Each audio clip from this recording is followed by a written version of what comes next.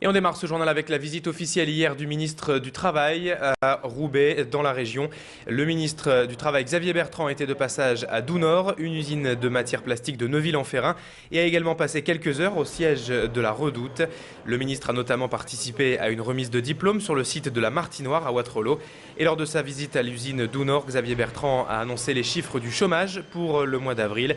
Dans la région, le nombre de chômeurs a augmenté de 0,1% le mois dernier, soit une hausse presque constante depuis un an qui se chiffre désormais à 3,2% de hausse du nombre de demandeurs d'emploi. On dénombre aujourd'hui plus de 318 000 chômeurs dans la région. Et sur le plan national, on note une légère baisse de 0,2% le mois dernier, encore insuffisant pour enrayer la hausse depuis un an, plus 3,3% de chômeurs depuis avril 2010 en France. Des chiffres que n'a bien sûr pas manqué de commenter le ministre du Travail, Xavier Bertrand. On l'écoute au micro de nos reporters Bastien Coquart et Clément Carion. Les critères sont toujours les mêmes, mois après mois, année après année, tout le temps. C'est les chômeurs catégorie A, c'est-à-dire ceux qui sont sans emploi. C'est le chiffre qui est pris par tout le monde et il baisse pour la 4e fois consécutive. Si on regarde les choses plus dans le détail, concernant l'emploi des jeunes s'améliore plus vite. On a depuis un an une baisse de 7%, d'un peu plus de 7%. C'est pas suffisant cette baisse. Je souhaite qu'il y ait une baisse plus importante encore.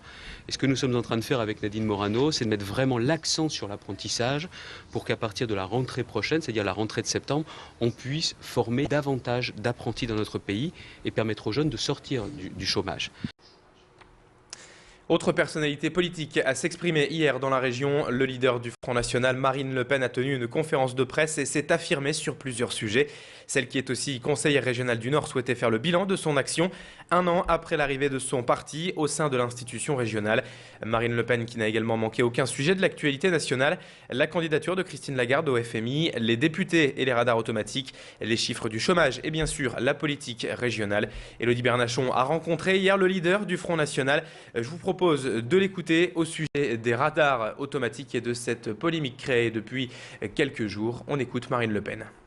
Oui, les députés UMP ont eu raison de s'opposer. Mais en règle générale, ils s'opposent beaucoup avant, ils crient très fort, mais ils mordent peu. C'est-à-dire qu'ils finissent en général par voter ce contre quoi ils se sont élevés. C'est la raison pour laquelle je ne leur donne pas un a priori, je n'ai pas un préjugé de sincérité à leur égard, parce que je m'aperçois que souvent, ils sont plutôt là pour canaliser puis étouffer l'indignation, plutôt que pour en être les porte-parole. En bref, les sénateurs italiens ont confirmé hier lors d'un vote la fermeture au 30 juin du consulat d'Italie de Lille.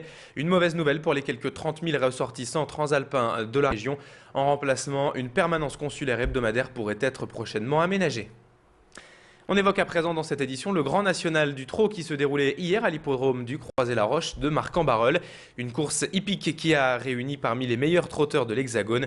Le Grand National, c'est en fait un circuit de 14 étapes à travers la France. Durant 10 mois, les chevaux et leurs jockeys visitent le pays et les plus beaux hippodromes de province, comme celui du Croisé-la-Roche donc, qui accueillait hier la 5e étape. Ce circuit est en fait réservé aux drivers amateurs et la finale aura lieu en décembre à Paris-Vincennes. Un invité de marque cette année accompagnait les trotteurs, l'ancien champion de cyclisme Bernard Hinault. Explication de ce Grand National du Trot avec Bernard Delva, le vice-président de l'hippodrome.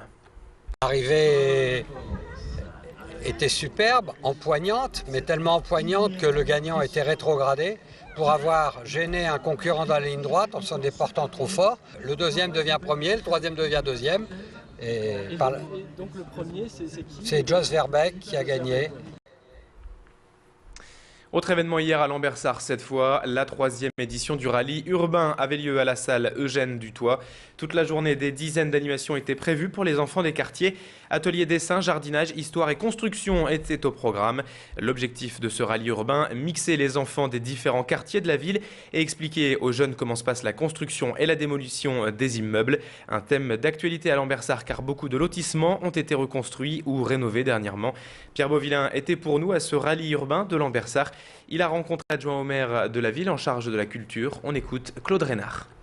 Mélanger les enfants qui sont des enfants du quartier du Paco-Vendrac et d'autres quartiers, notamment avec les CLSH, c'est quelque part donc d'avoir des enfants de tous les quartiers qui se réunissent et qui apportent une aide mutuelle dans les énigmes, dans les réponses, dans les jeux.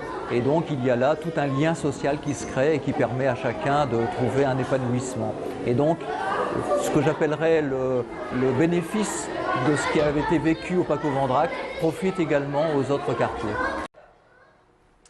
Les abeilles s'installent à Roubaix dans le quartier de Lomley précisément. Une ruche en plus de divers animaux de la ferme vient de faire son apparition dans le quartier. C'est une initiative du comité de quartier de Lomley et qui n'en est pas à son coup d'essai en matière d'action écologique.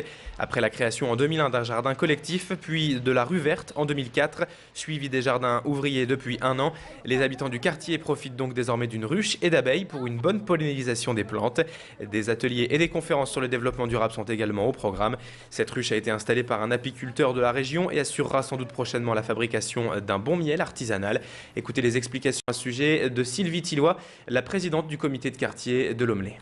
L'arrivée des abeilles est importante pour le comité de quartier de Lomley parce que c'est tout un travail qu'on a monté déjà depuis 2004 et aujourd'hui le plus c'est ces abeilles qui butinent et en ville c'est riche au niveau des fleurs et qui vont nous donner une production de miel. Ce miel-là, on va apprendre à le récolter, également faire du pain d'épices, le redistribuer au niveau des habitants.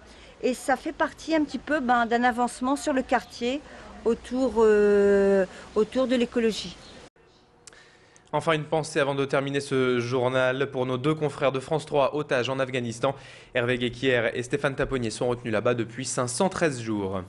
C'est la fin de cette édition. Dans un instant, la météo et l'infotrafic. Restez sur Grand Lille TV.